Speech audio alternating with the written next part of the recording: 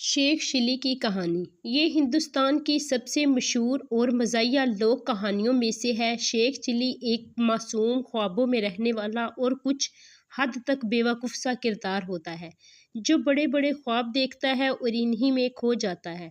شیخ چلی کی کہانی بچوں بڑوں میں یکساں مقبول ہے۔ وہ اکثر اپنے خوابوں میں محل، دولت، شہزادی، تجارت اور بادشاہی تک پہنچ جاتا ہے، لیکن آخر میں کچھ ایسا کر بیٹھتا ہے کہ سب کچھ ختم ہو جاتا ہے۔ ان کی کہانیوں میں سبک، مزاح اور سادہ لوحی کے پہلو ہوتے ہیں۔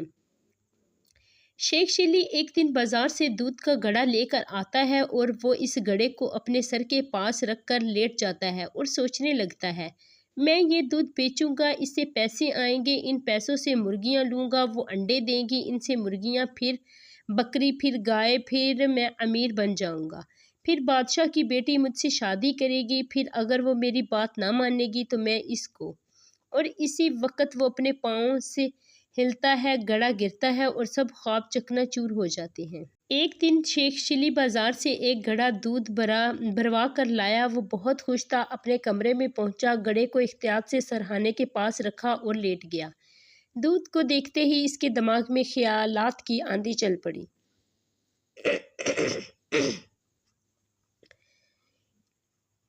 اس نے آنکھیں بند کی اور سوچنے لگا، یہ دودھ بیچوں گا، پیسے آئیں گے، ان پیسوں سے مرغی لوں گا، مرغی انڈے دے گی، انڈے بیچیں گے،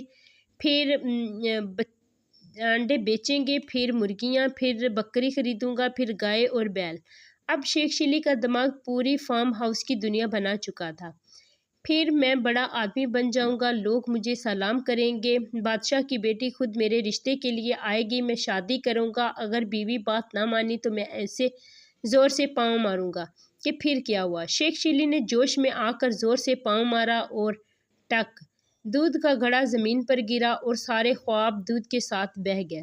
یہی ہوتا ہے جب انسان صرف خواب دیکھتا ہے اور عمل نہیں کرتا۔ اس کہانی کا سبق یہ ہے کہ خواب دیکھنا برا نہیں، مگر صرف خوابوں میں جینا۔